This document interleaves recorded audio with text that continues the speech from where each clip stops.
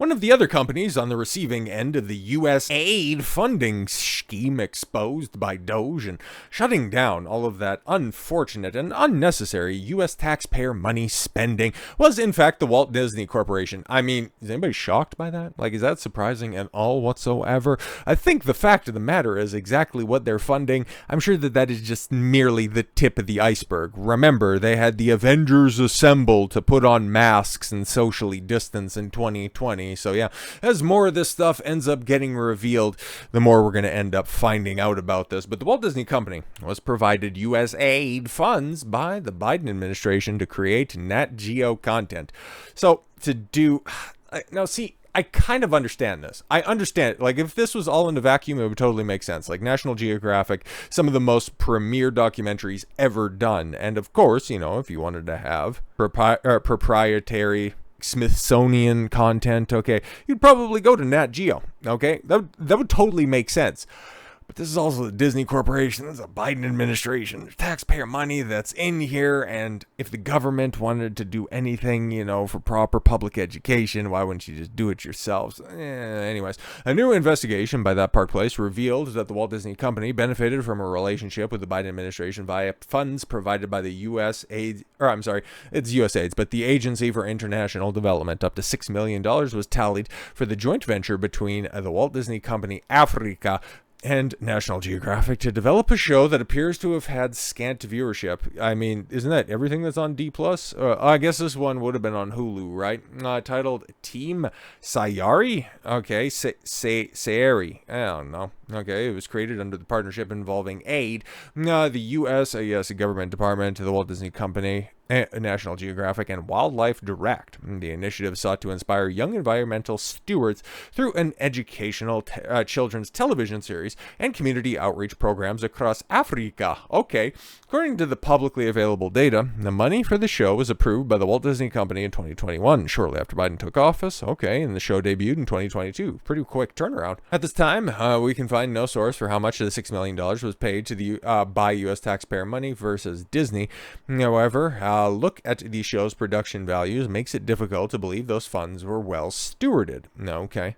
Nat Geo website goes on to describe the show as Team Sayari it's what? Kiswahili, I don't know what language that is. It means planet. So Team Planet is a show about a group of young kids who put their powers together. Okay, wind, fire, earth, ice, and heart. Oh no, different type of Team Planet. Budding conservationists. Oh, because it wouldn't be about conservatives. No, man, you wouldn't do that. That'd be Team Borders. I don't know what that is in Kiswahili. Who, along with Funzi, what? Okay, an AI computer represented as a large glowing DNA double helix, are Africa's protectors, working from a fun and high-tech base known as Sayari Base Camp, Planet Base Camp. Okay. However, searching for information on the show is a difficult task. Even IMDb seems unsure whether the show has been canceled or is still receiving more episodes. Okay, there may have been a second season based on the promo we found, but there's no announcement. So it's another one of these disparate Disney Plus shows, or just Disney produced shows. I don't even know where this thing is. Okay, like I guess you could check the IMDb page for it, but it's out there in the ether. Disney got $6 million to produce a show, and well, I guess that is something that they can use to mitigate the disaster that is a Disney Plus losing. I can't believe this. Okay, we're getting to this time of year where we're finally starting to see, okay, all of these 2024 investor calls. Okay, we're starting to see how much the Reaper took off the top, because 2024 was a disaster in entertainment. It's not like 2023, especially for Disney, was that much better, but it's wild to just look at the absolute wasteland, just the crater that entertainment left last year. Like, Disney had $3 billion shows, okay, but who's still talking about any of them? Inside Out 2, highest grossing animated film of all time, gone into the ether. Deadpool and Wolverine, cool, what's its follow-up? Oh right, next week we're going to see how big of a flop Captain America 4 is. And then Moana 2, that one might be the biggest carryover, mostly because it crossed $1 billion at the beginning of the year, but it debuted around Thanksgiving. So, I don't know how you really rationalize that one. We'll see what ends up happening with the live action, which is going to be okay, because tangent here for a second, like, it's going to be crazy to see ultimately, because as far as as I know, there's 3. There is 3 tentpole live-action remakes from Disney coming out this year, because you got Lilo and Stitch, and then you got Moana that's coming out, and it's a big reason why The Rock's not going to be at WrestleMania this year. I know that's a tangent to a tangent, but I digress. That's as far as I'm going to go on that for at least right now. But that's coming out. I think that's the big... That one might end up being the big Thanksgiving movie. It's something like that, okay? Because there's going to be a busy summer, which could really... It really seems like echoes of 2023 this time around, because there could be a couple of hits, but a bunch of bombs coming out. It's impossible to really project what the box office is going to do. Like, there's probably just not going to be too many good films, but are some of them going to make money? I mean, all of those Jurassic World movies made over $1 billion, and there's another one of those slop factories coming through, so who knows, man? I wouldn't be shocked if it makes over $1 billion, but then again, I wouldn't be surprised if everything that comes out this summer makes like $200,000. Who gives a shit at this point in time? It all looks like crap that's going to be totally disposable, because that's what Hollywood is in at this point in time, is just self-referential death spirals. I hope Superman's good. I'm bracing for it to be absolute trash and for it to make $700-800 million, but maybe it makes over $1 billion. Who knows? Same with Fantastic Four, which is just completely and totally underwhelming. Something that's eventually going to end up on Disney Plus for literally nobody to watch at this point in time, because losing 700,000 subscribers. I beg your pardon? Holy shit! Like, that's crazy, man. And remember, this was supposed to be the earnings call, the 2024 wrap-up earnings call, okay? Where Bob Iger was supposed to stroll into town, kick open those saloon double doors, and say, guys, D+ has finally turned a profit. Well, if you're missing 700,000 subscribers from the last time when you went, this is a marginal improvement, I guess, all those free subscriptions, we're down, but it's not that bad. Okay, but it's kind of wild too, because I know a lot of people have also pointed this out. But I keep on getting offers. But here's the thing, right? Like, I like my phone. I've had my phone since 2019, so whatever that makes it, Samsung 10 or something like that. I don't really give a shit. Like, I love cutting edge technology, but here's the thing, man. Like, when it comes to improved technology, when it comes to upgrades year on year, at this point in time, what's the difference between an Android and an iPhone? They're all basically the same shit. But this is the last one to have a headphone jack, and I'm still one of those old heads that just kind of like corded headphones from time to time. When I'm training, I got my Bluetooth headphones and all that stuff. But if I'm just doing stuff around the house, if I'm doing housework and shit like that, and I don't want to worry about running out of battery life in my headphones, which is so silly, but whatever. Like, I just want to plug in headphones that work, mostly because my Bose plug-in headphones are just better quality than my Bluetooth ones. Like, it's just irrefutable at this point in time, but I like that. And I also like the ability to just expand via micro SD cards, okay? I like to expand the memory on my products rather, instead of just having everything all in one with just incremental improvements on a camera that I could give less of a shit about. Every time I see more lenses on the back of a phone, it's like, oh, it's so much better because, well, we haven't quite got to a 4K display. We're still running a 2K, which is what my phone has, for Christ's sake. But anyways, okay, digress. Okay, another tangent on that one. But yeah, they keep on sending me these offers. Oh yeah, you can go ahead and upgrade and you can get the exact same phone plan that you have before. It's like, yeah, I'm good. Okay, and then I can still rent to own my phone. You can go straight to hell. But if you sign up now, you can get like 3 years of Disney Plus. It's like,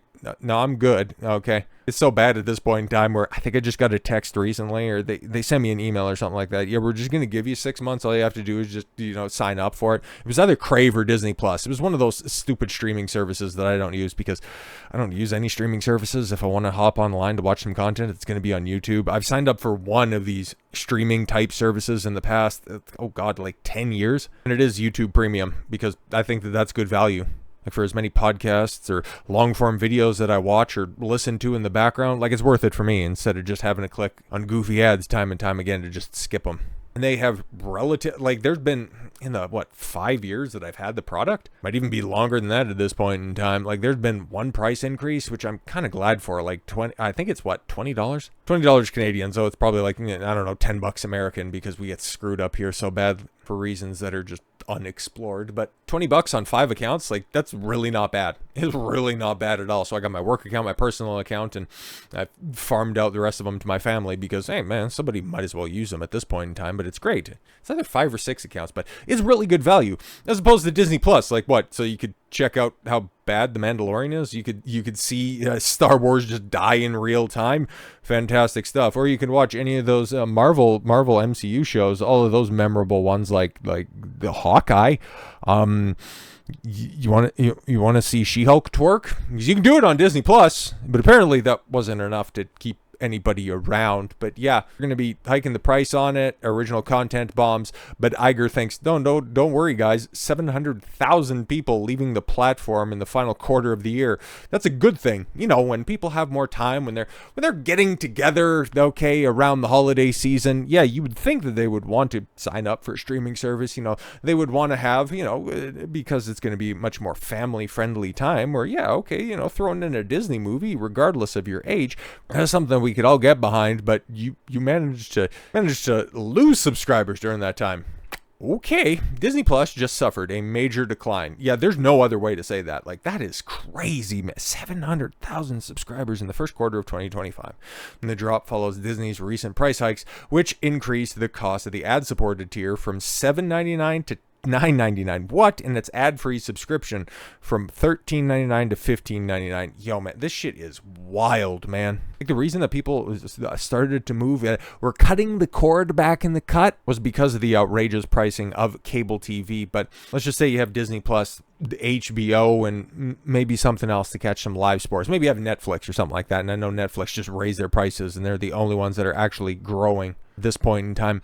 But you're rapidly approaching, if not eclipsing, the price of what people used to spend on cable. Because what was the standard cable bill? Like, I've never had cable in my life, and I couldn't be convinced at this point in time, because all of the sports that I used to watch, like, I used to be a big baseball fan, man. I would always have a Jays game on in the background. That's just how I lived my life till they, you know, started to disrespect customer and how they did Roberto Alomar dirty. It's like, yeah, you can go fuck yourself. I ain't watching your shit anymore. I'm gonna go out there and try to be great instead of watching other men being great. Like, you go ahead and do that. Well, like, 2 men on that team are actually great, and the rest of them are just filling a role and collecting a paycheck. But no, it's just the way that I approach sports at this point in time. Like, I'll check it out, and if there's any controversy over the top, that's fine. But it's way too cumbersome to watch football at this point in time. Way too many ads. It was always bad back in the cut, but now just coming back as somebody who's most of their entertainment either comes through physical media or through adless YouTube. It's impossible to watch live sports or just any traditional content. And now as the streaming bubble has burst and there's more ad-supported content, we're quickly moving back to the model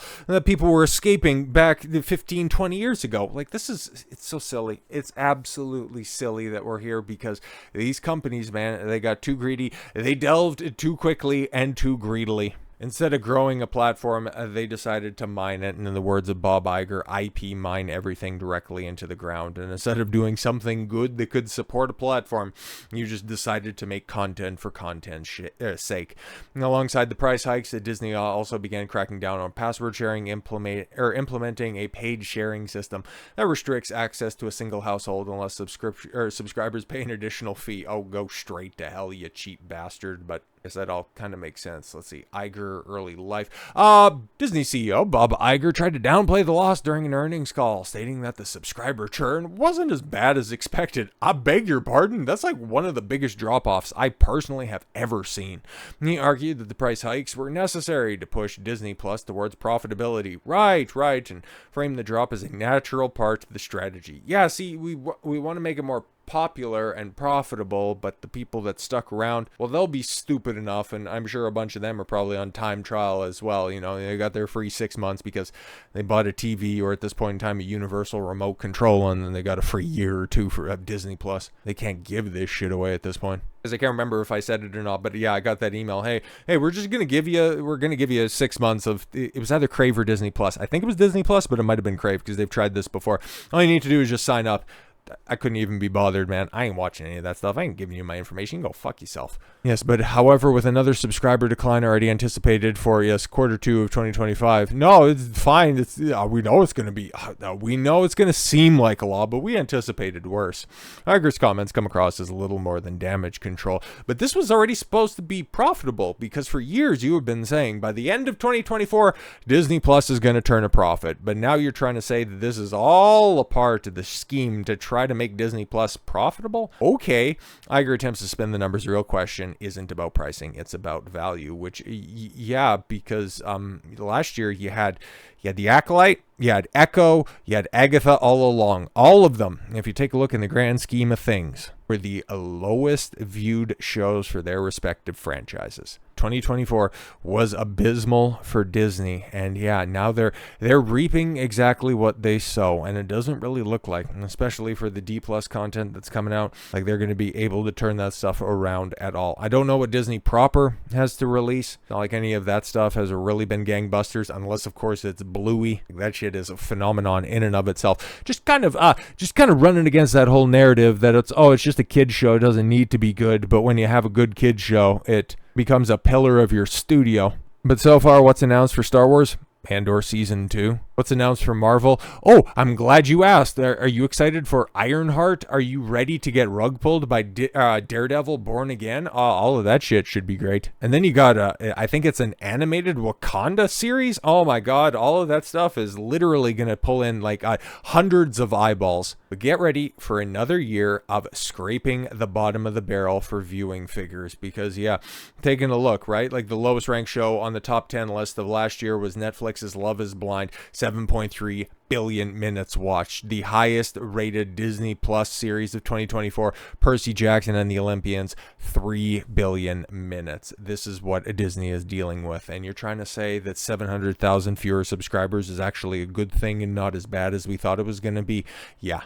Tell your story walking stupid and see if you can shake down another government agency to subsidize your stupidity. So with all that said, thank you all very much for the gift of your time. I've been Don Consuelo. I want you to follow your gut and get after it. Take care, everyone.